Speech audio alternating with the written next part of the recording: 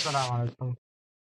সবাই আজকে দেখবেন ভিডিও লাইভ কিভাবে করবেন। ঠিক আছে? ভিডিও লাইভের সিস্টেমটা আপনাদেরকে আমি বুঝিয়ে দিই। প্রথমে আপনি স্ট্রিমকে ওপেন করলে এরকম একটা ফেস আসবে। আসার পরে এই গোল চিহ্নটাতে ক্লিক করবেন। এই মাঝখানেটাতে ক্লিক করার পরে ভিডিও লাইভের অপশনটাতে ক্লিক করা থাকবে বা ভিডিও লাইভের এখানে ক্লিক করবেন। এই যে এখানে ভিডিও। আমি এখানে ক্লিক করলাম। আচ্ছা, আপনি অবশ্যই ফেস দেখায় কিন্তু লাইভ করতে হবে। উইদাউট ফেস দেখাইলে কিন্তু লাইভ হবে না। আমি যেহেতু এটা এমনি করতেছি, ওই জন্য আমি ফেস দেখাইলাম না। ঠিক আছে?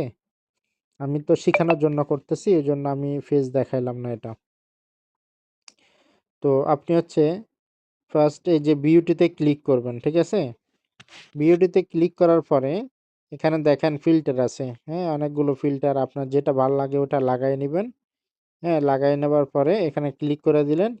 ক্লিক করে উপরে একটা টাচ করলে, আপনি মনে করেন উপরে গ্লাসের উপরে একটা টাচ করবেন। টাচ করলে এটা ঠিক হয়ে যাবে। এই যে বিউটিতে ক্লিক করলেন, উপরে এইখানে একটা ক্লিক করবেন। ঠিক আছে? এটা সিলেক্ট করা হয়ে গেছে, এখানে একটা ক্লিক করবেন। তাহলে এটা চলে যাবে। আসেন গো লাইভ।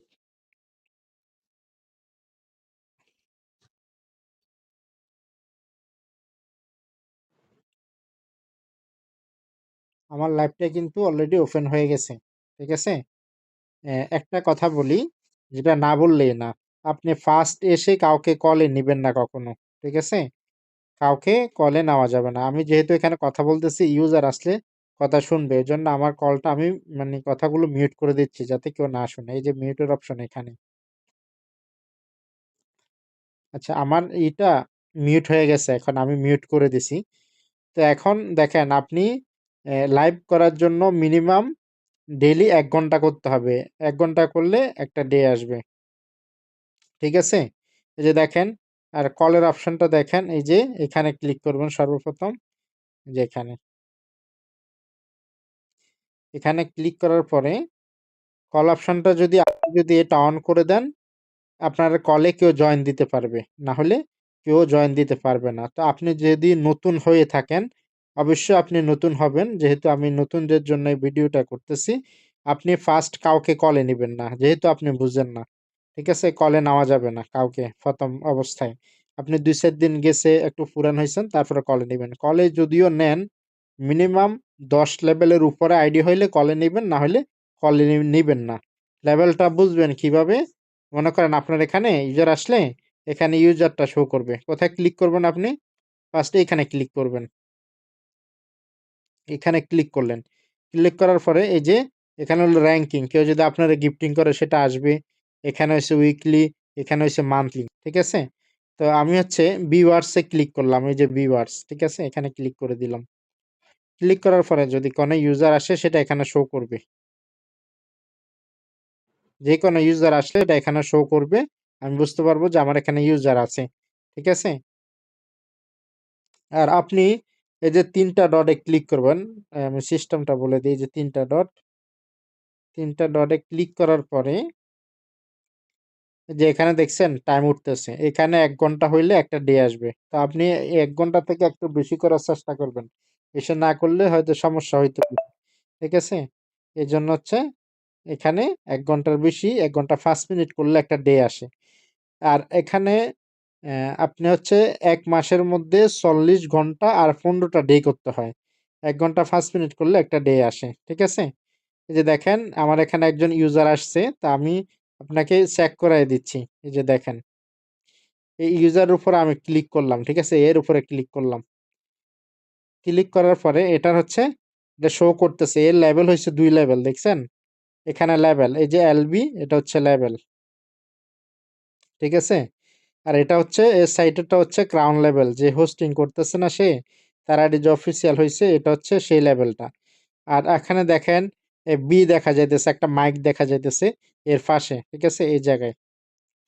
তার মানে উনি হোস্টিং আইডি। এটা দেখা গেলে ওটা হোস্টিং আইডি। উনি অফিসিয়াল ট্যালেন্ট। মানে অফিসিয়াল ভাবে এখানে লাইভ করতেছে। তা আপনি বাই এনি চান্স যদি আইডিটা মানে ক্লিক করতে চান বা ব্ল্যাক ক্লিক করতে চান, এখানে ক্লিক করবেন সর্বপ্রথম এই যে ৩ টা ডটে। ৩ টা ডটে ক্লিক করার পরে যদি উনাকে যদি অ্যাডমিন দিতে চান এই যে ওখানে একটা অ্যাডমিন অপশন আছে। যদি মিউট করতে চান ওই ক্ষেত্রে মিউট এর অপশন আছে। মিউট মানে শুধু কমেন্ট করতে পারবে না। ঠিক আছে?